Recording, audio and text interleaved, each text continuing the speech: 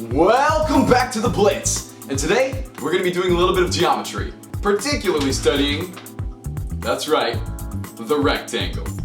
So the SAT incorporates a lot of trigonometry in their math section, which is kind of a good thing because most triangles are actually pretty similar. Today we're going to be looking at the problems that you'll expect to find on the SAT that have to do with triangles. Let's get started.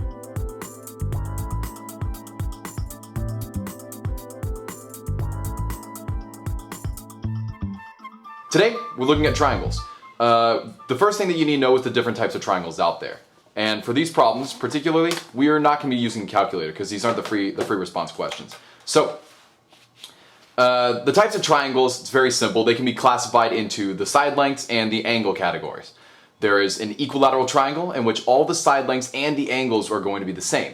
So, if you were to have an ABC triangle like this could be side length 5, which tells you that this is side length 5 and this is side length 5. Tick marks on each of these triangles are here to indicate that they are congruent sides, that they're of the same length. And that helps you to solve problems because it makes you move a little bit faster. The angles of these are also going to be the same, and they're always going to be 60 degrees with an equilateral triangle. Why is that? Because the basic thing you need to know about triangles is that the inner angle of every triangle will always add up to 180 degrees. That'll be really useful because you can use simple subtraction in order to get exactly what you need out of a triangle. An isosceles triangle has two sides, not three but two, that are congruent. And so these two sides are going to be equal, and due to the base angles theorem, you know that these two angles are going to be equal. So these sides are equal, and the angles that they're across from, so this one's across from this one's across from this one, they're also going to be equal. This length and this angle could be anything, but in an isosceles triangle, you know that much. And in a scaling, nothing's the same. No angles are the same and no side lengths are the same. So there are no tick marks to represent any of that.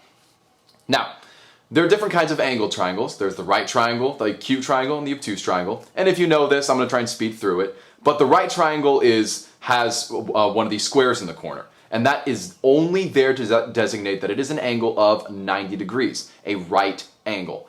And for the most part, that can become really useful because you can use that to subtract from 180 degrees to find some of these other angles. And we'll see some examples of that in the future. An acute triangle are most of the triangles you'll see, and that's when every single angle in the triangle is less than 90 degrees. So, this is less than 90, this is less than 90, this is less than 90. And it's pretty easy to eyeball that because a right angle looks kind of like, you know, a corner or an L shape. An obtuse triangle has it has exactly one angle that is greater than 90 degrees. And you can see that one marked right here. The most important thing that you can remember about triangles is this triangle inequality theorem. It seems really basic when you think about it, but the reality is they're going to try and put it into problems and, you know, hide it in a way to make it harder for you to recognize. The basic theorem states that when you have two sides of a triangle that are connected, so like this A and B, when you add those together, they together will be greater than this third side, C. And that has to make sense because if you try to draw a triangle with, you know, two sides and then one side that was longer than both of them, you wouldn't have a triangle, you'd have some weird shape. At the same time, this value, at the same time, that applies to all the other sides. So A plus C, that's also going to be greater than B. Or C plus B, that's also going to be greater than A. And so they're going to have some problems that we're going to see in the future that work with the triangle inequality theorem. Just know that when it comes to making triangles, you know, you've got to have three sides, and one can't be bigger than the other two combined. So we're going to be looking at some special types of triangles because they're the ones that they put on the test. You see, the SAT works with really quick problems, so they're not going to make you do massive amounts of calculations in the multiple choice section. So they're going to try and give you specific examples where you can apply your knowledge, but in a really quick way. So they're going to use basically shortcut problems. Now, there are two different types of problems that you'll find. You're going to find a fill-in for side or for angle. I started with angle because it's a lot easier. You can see here that we have a right triangle, indicated by the square here. And just as a little sample problem to show you what it means, this will give you the information. So all information that the problem gives you will be boxed. It says the angle C is equal to 40 degrees. So we can just write that in, 40 degrees. It asks you to find angle B. Well, we know that a triangle has 180 degrees, so you subtract 90 degrees from this side, and then you subtract 40 degrees from this side, and you get 180 minus 90 equals 90, minus 40 equals 50 degrees. So you know for a fact that this angle B is 50 degrees, and you can write that in. So here's another one over here. This is with side lengths. Now, what we have to remember is that tick marks indicate that they are indeed equal. This is an isosceles triangle. So when this says find the length of AB, so the side length of AB, you're looking at this side right here. So what does this say? All we have to do is remember that, that these two are equal, because this problem tells us that P, which always stands for perimeter in these problems, capital B, P stands for perimeters, equals 35. Doesn't matter what units it uses, it could be centimeters or inches or whatever. In this case, nothing, and that's okay. The perimeter is worth 35. So because we only have one side length, it would seem difficult to solve it because we can't just subtract like over here. But it's actually not that difficult. You take 35 as the side length, subtract 15, and you have 20. Well, each of these side lengths is equal, so all you have to do is divide that value by 2, and you get the value of not only one, but both sides, which is 10.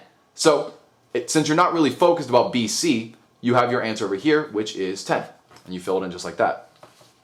One really common proportionality that they use in these questions are similar triangles.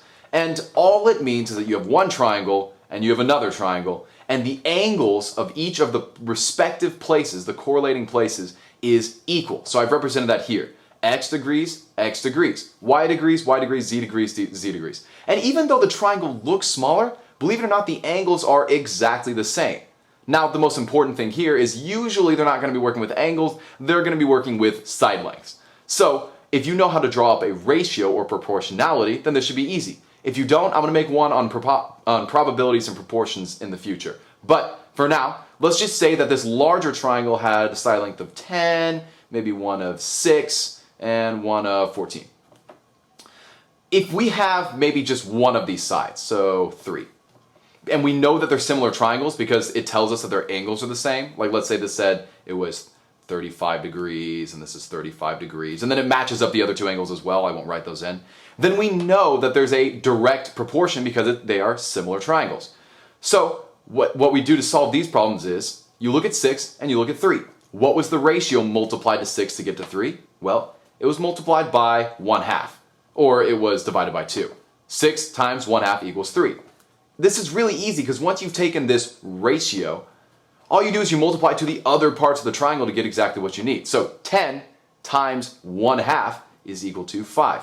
14 times 1/2 is equal to 7. Now you have all three side lengths of this new similar triangle.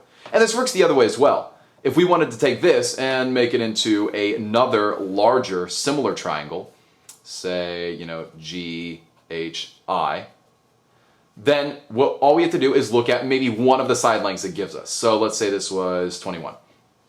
We know that the ratio from 7, this correlating spot, to 21, this correlating spot, is 3. So 7 times 3 is the ratio, equals 21. So we do the same thing over here. 5 times 3 equals 15, and 3 times 3 equals 9. This is really easy because all you have to do is simple multiplication or division. So that's a pretty easy solve.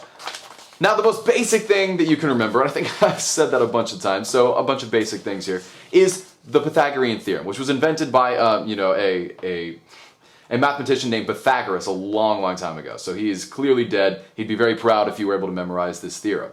It's actually not that hard. You take a right triangle, and this only works for right triangles, and you have side lengths A, B, and C. C is important that you always use that to mark the hypotenuse, or the side length that's farthest away from the square, the 90-degree angle.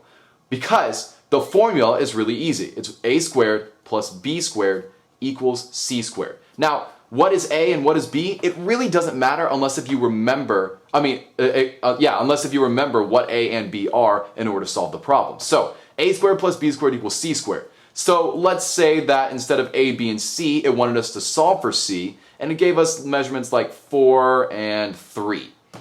So you have 4 and 3, and all you have to do is plug it into the equation.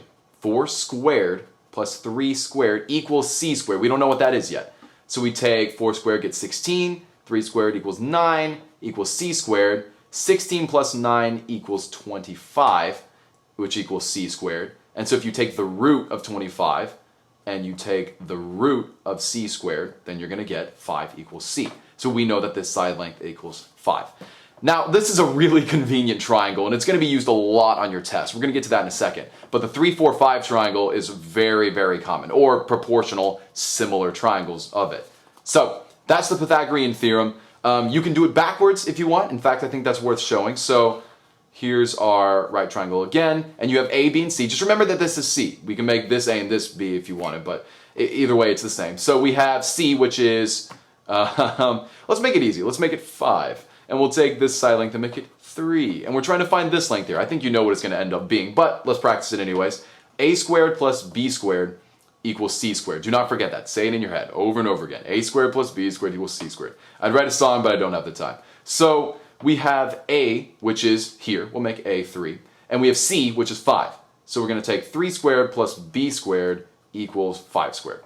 In other words, 9 plus B squared equals 25. This is just common pre-algebra. So what you're going to do is take, subtract 9 from each side, and you're going to get b squared is equal to 16, and then you know what to do for the rest. You take the root of b squared and the root of 16, and you get b equals 4. And so you know to be able to fill in that side. The Pythagorean theorem can be applied in a lot of different situations, especially for triangulation of GPS coordinates. But for these questions, I don't think it'll be that difficult. Pythagorean theorem, remember that. We're going to look at some trig triangles. This is more of your cheat sheet for the SAT because these are not as realistic. They're not going to appear in life as much as the Pythagorean theorem. But because the test wants quick ways to evaluate your smartiness, it's going to be using some trig triangles.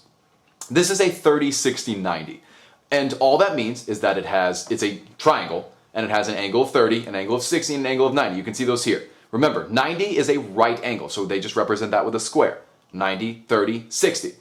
Now, once you have a triangle like that, you need to remember these side lengths because they always take those angles and they expect you to just know how to do these side lengths. So, this is really important to remember. Suppose that the side furthest from 30, your shortest side, the side furthest from shorty, the smaller the angle, the shorter the side length on the opposite side, that's going to be represented by x. Okay, so that's our variable x. If you were to take the hypotenuse, so the side furthest from the 90-degree angle, that would just be 2 times the short end. So hypotenuse, 2 times the short side. Okay? Then we can look over here and the second side length, adjacent to the short length, is going to be root 3 times the side length. That's difficult to remember, so you're going to have to practice this. Just write it down, pretend you had a 30, 60, 90. Remember which side is which, because that's where students get mixed up. And you have x times 2, or 2x, and you have x times root 3, or root 3x. Remember that. This is 60, this is 30, my handwriting's terrible, that's okay. So we're going to look at a problem with that in a second. And the other one is a 45, 45, 90. A little bit simpler. You have 45, 45, and a 90.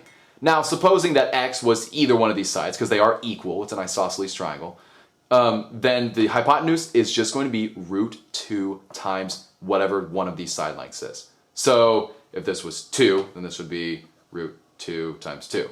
So just keep that in mind because they are shortcuts and they're really useful because then you don't have to go in and use the Pythagorean theorem on something you already know the answer to. So let's do some sample problems.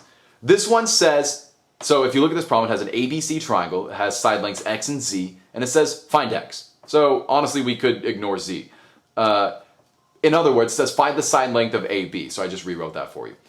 Now, we know that we have a 90-degree angle here, and we have a 60-degree angle here. So, from what we learned earlier, 180 degrees minus 60 degrees minus 90 degrees gets us that 30-degree angle. We've got a 30, 60, 90. And trust me, there are a lot of these 30, 60, 90s on the test. Now, we know that the shorter side length is this 20 over here because it's across from the 30. We know that the hypotenuse is going to be 2 times that value. We don't need it for this problem, but we might as well write it in. Z is equal to 40. So 2 times 20 gives us the 40.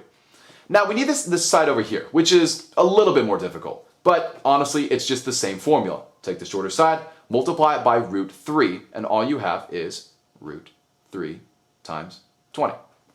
And you can write it like that, you can write in parentheses, you can write a multiplication sign. Just remember that it's multiplied. Don't put the radical over everything. So this is our answer to the problem. Root 3 times 20. Let's look at a 40, 40, 45, 45, 90. So this says find y. Find x. I made a mistake in my labeling here. So find x. In other words, it's find the angle of C. Now, we know it's a 45, 45, 90, so both of these angles are the same. Both of them could be 45 degrees. We don't know that for sure because we need to solve the side lengths first. So that was kind of my way of getting you to use these formulas up here. So let's try it. This is a little bit more difficult of a problem. We have root 2x here, and this is going to be x. So if we can prove that this value multiplied by root 2 gives us this, then we'll be in business. So let's try that. Let's take this value, we'll start here, at root 32, and we can simplify that. We can simplify that to root 16 times 2, all under the radical. And if you don't know how to work with radicals like this, then I'll show that in a future video. And we know that we can pull out this 16 because it is a square, and we're going to get something along the lines of 4 root 2. Well, does this work out? Yes, because here's 4 over here, that's our x, and here's 4 over here, that's our x, multiplied by root 2. So we know that this is a 45, 45, 90, and the answer is actually pretty easy. Remember, the original question asked us to find x, and x is an angle measurement, so all we do is write 45 degrees. But it could have been other angles, you never know. So just keep that in mind, because sometimes it wants you to work backwards. Here, we work to find a side length using angles. Here, we work to find an angle using side lengths. And they're going to try and find ways to give you roundabout ways of solving it. Back to the side length. We've got some 3, 4, 5 triangles here. Like I said earlier, the 3, 4, 5 is an extremely convenient triangle that the SAT test takers like to use because they think that, I don't know, that it's the only kind of triangle that exists. Here's an example. 3, 4, 5. Pretty simple, right? And as I said before, with those ratios of similar triangles, you can find a lot of different kinds of triangles here. Here's another example. 6, 8, 10. And you know that that's a similar triangle because you just multiply 2 to get every single one of these numbers. So here's an example over here. We're looking at finding x, so finding the side length between A and C. And honestly, if you see side lengths like this and you're trying to find a side length over here, it's a good habit to just simplify. So let's divide this by 3, we'll get 6, divide this by 3, we'll get 10. Oh, that divides a little more, so we'll go 3, and this goes 5. We have a 3 and a 5. Yeah, if it's a right triangle, remember that. It's really important that these are all right triangles. The 3, 4, 5 only works with right triangles. If we have a 3 and a 5, then we know this is a 4. The only math you did was dividing by, what, 6? So it's not that hard. You just have to keep that in mind. Remember that the 3, 4, 5 is used a lot. So that's all we have. Now that I've given you some of the more simplified problems, we're going to look at some real SAT. So let's get into the real mix of things. I have some sample problems that are chosen here for you, and I'm going to read them to you and try to write them as largely as possible because it is small text. The first problem here, it says 2 sides of a triangle each have side length 5.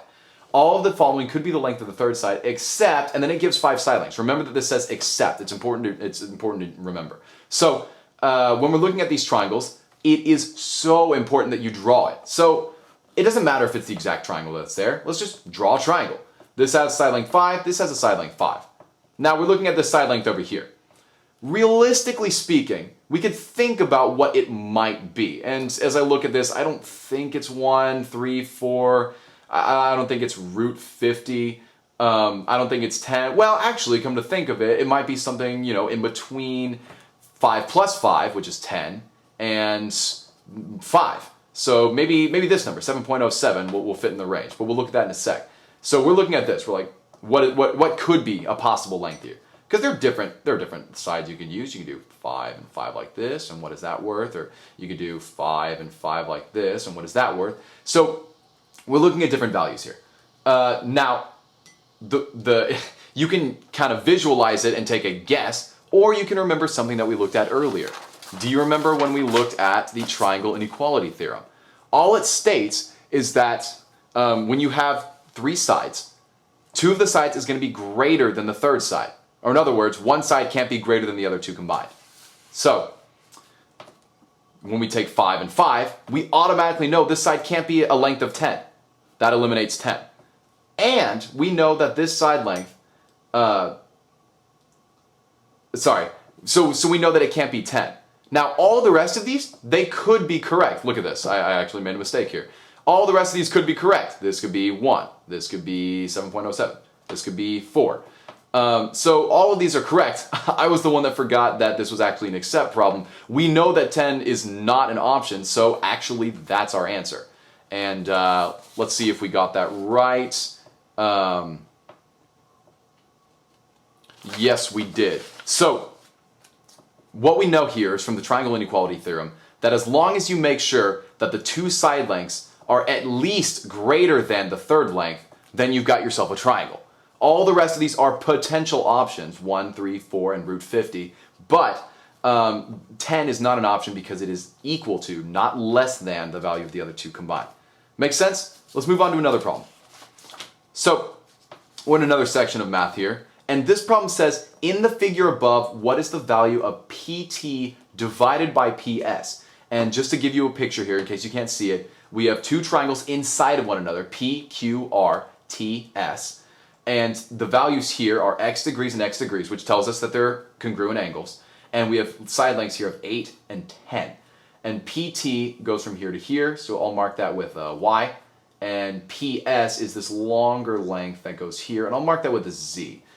So what we're trying to find out is what's the value of this divided by this. I don't know why, but they want PT divided by PS, and those are both side lengths. So this is where we get to work with similar triangles. We know that this angle is the same because it's marked by an x and x is going to equal x. And both of these triangles, PQT and PRS, both share this angle, P. So two of the angles are already equal, which means that the third angle is going to be equal, which means that they are similar triangles. So I'm going to draw them out separately because it's hard to visualize the way that they have it set here. We have a larger one and we have a smaller one. This is definitely not drawn to scale. One of these lengths is 10. One of these is 8 and one of these is 10. Now, all we have to do is find this length and find this length. But the cool thing is, we already know the ratio between these two. So, all we have to do is solve for this larger length. Now, we have an 8 here and we have a 10 here. So, we're going to find out the ratio it takes to get from 8 to 10. And honestly, all you have to do is take the value 10, divide it by 8, and you're done. So you take the second value, divide it by the first value, and you've got your ratio. So in this case, we have 5/4. Or if you multiply 5/4 by this value, you're going to get this value. Now, now that we have the ratio between the two, we know that whatever value x is or y is going to be equal to 5/4 times the value of x. Or, sorry to take this space over here, y equals 5/4 x. So, if we were to take that, let's just suppose that's there. Another thing that we need to keep in mind, and this is from the segment addition postulate, is that PT is equal to, is that PS, this larger length, is going to be equal to PT, the shorter length y, plus TS right here. And so, in other words, this shorter length is part of the larger length. And that'll be easier to remember if we apply it to this ratio right here. So what is the value of PT over PS?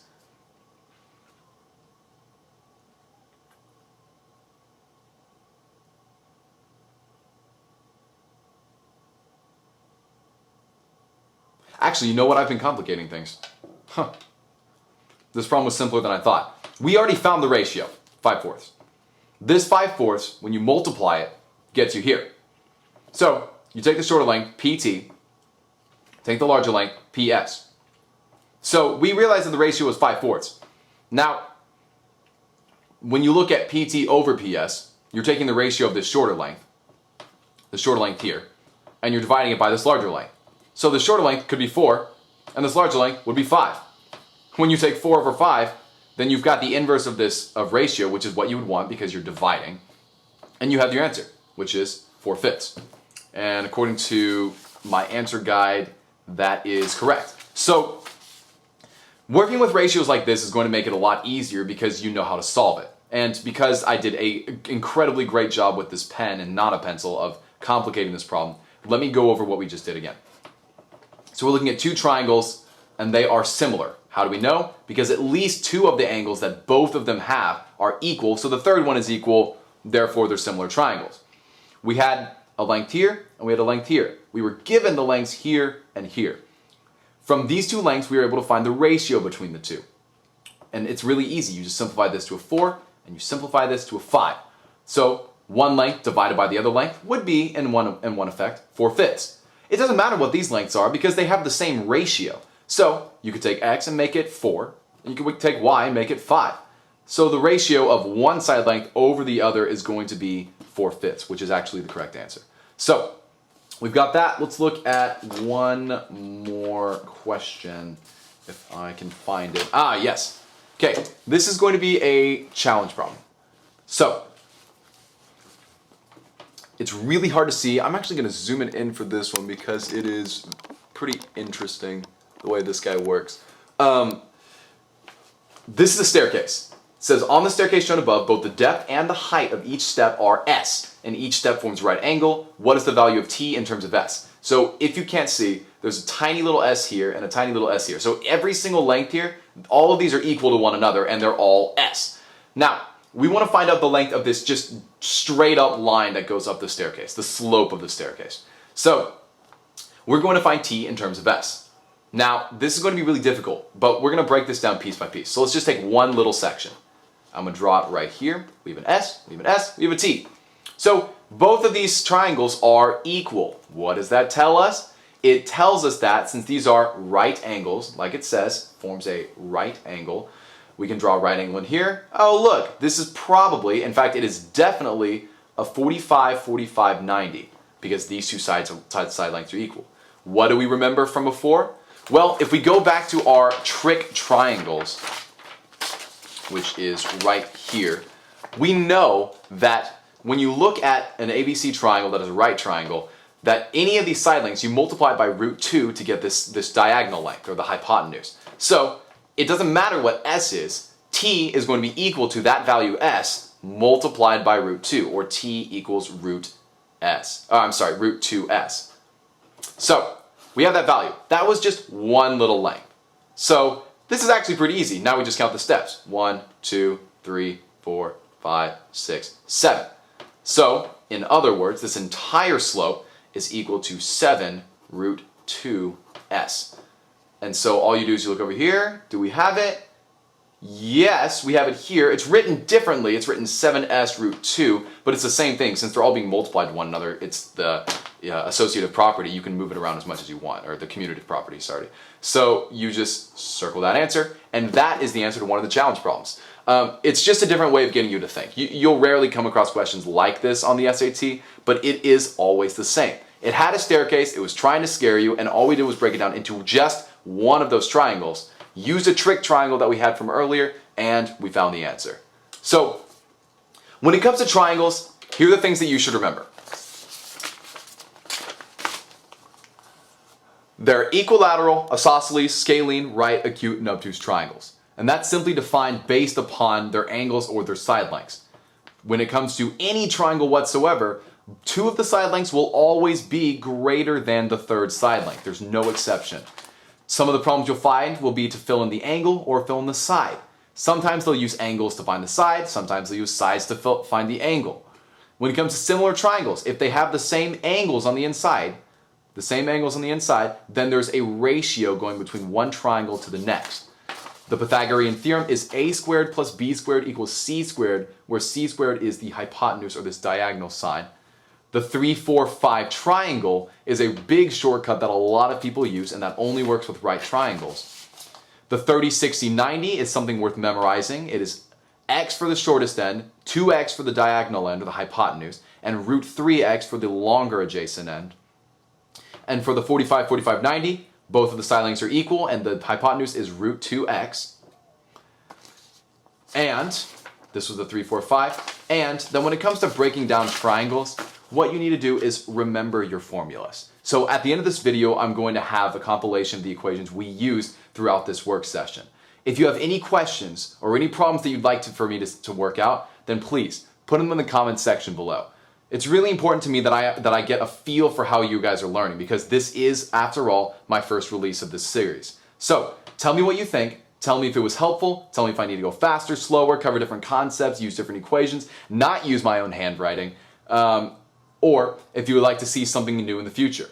So please leave your comments, Thumbs up this video if you like it. Send it to your friends if it's helpful, because after all, my goal is to get people set up for succeeding on the SAT. So, this is Nathan Eloquin with the SAT Blitz, and I hope that you guys enjoyed it. Signing off. Like NFL Blitz style, like the actual game. And they have a commentator. Welcome back to the Blitz. I'm Nathan Eloquin, your host, and today we'll be studying triangles.